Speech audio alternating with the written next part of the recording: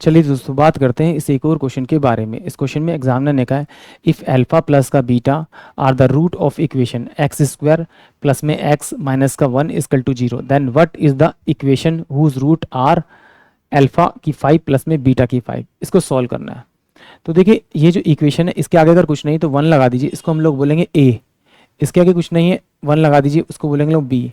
और ये जो पूरी वैल्यू कांस्टेंट वैल्यू सी, इसको बोलेंगे हम सी।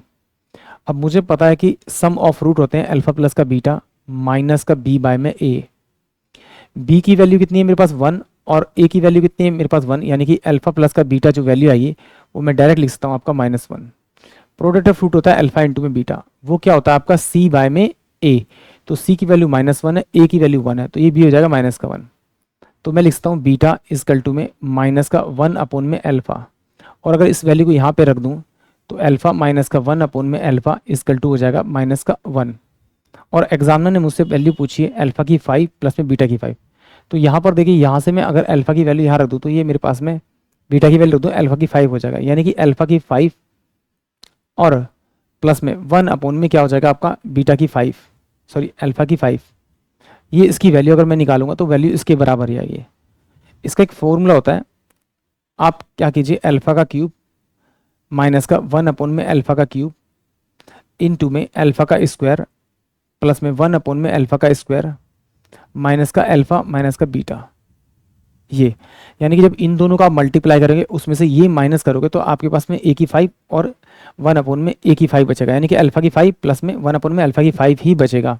तो आपसे डायरेक्टली भी ध्यान रख सकते हैं।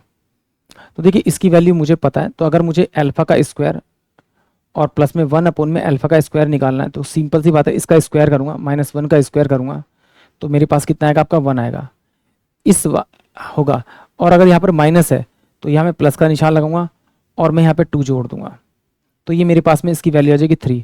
अगर यहाँ प्लस होता तो मैं माइनस करता, यानी कि इसकी वैल्यू तो मुझे पता लग गया आपकी कितनी, कि इसकी वैल्यू मेरे पास में 3 है इनटू में। अब मुझे चाहिए क्यूब, इसका क्यूब निकालना। तो कुछ नहीं करेंगे, इसका भी एक तरीका है कि अल्फा का क्यूब माइनस का 1 अपॉन में अल्फा का क्यूब, तो डायरेक्ट इसका क्यूब कर देंगे तो ये -1 आएगा आपका। फिर इस वाली वैल्यू को इससे मल्टीप्लाई करते हैं, मतलब इस 3 को इससे मल्टीप्लाई तो माइनस का 3, यहाँ मेरे पास माइनस का निशान है तो प्लस लगाएंगे और ये -3 हो जाएगा। तो इसका मतलब इसकी वैल्यू जाएगी वो -4 आ जाएगी। तो यहाँ पर इसकी वैल्यू रख देंगे हम लोग माइनस का 4। और इसकी वैल्यू क्या है अल्फा माइनस का बीटा, इसकी वैल्यू है मेरे पास में आपका -1। तो ये रखेंगे तो ये प्लस का कितना हो जाएगा आपका 1 हो जाएगा। तो 4 3 12, माइनस का 12 प्लस का 1 इजकल टू में माइनस का 11, ये इसकी वैल्यू हो जाएगी। ये मेरे पास में क्या आ गई, इसकी वैल्यू आ गई। अब मुझे निकालना है प्रोडक्ट ऑफ रूट, यानी अल्फा इंटू में बीटा इजकल टू में अल्फा इंटू में बीटा कितनी मेरे पास है -1। तो मुझे अल्फा की 5 इंटू में बीटा की 5 निकालना है। तो इसकी वैल्यू तो अगर इसके अंदर रखोगे तो आप ये -1 ही रहेगा क्योंकि ओड नंबर है। तो मुझे इक्वेशन ऑफ स्टैंडर्ड इक्वेशन की वैल्यू पता है एक्स का स्क्वायर माइनस का अल्फा प्लस का बीटा प्लस में अल्फा इंटू में बीटा, ये मेरे पास इक्वेशन होती है। अब रूट जो दे रखे थे मुझे वो क्या दे रखे थे, वो क्या दे रखे थे अल्फा की 5 प्लस बीटा की, इन दोनों का सम जो होगा वो क्या होगा माइनस का 11, यानी एक्स का स्क्वायर तो प्लस का 11x हो जाएगा। और ये प्रोडक्ट ऑफ रूट क्या है माइनस का 1, तो यानी कि एक्स का स्क्वायर पॉजिटिव मुझे 11 चाहिए माइनस का 1 चाहिए, यानी कि ऑप्शन डी जो होगा वो इस क्वेश्चन के लिए करेक्ट होगा। आई होप आप सभी क्वेश्चन समझ में आया होगा।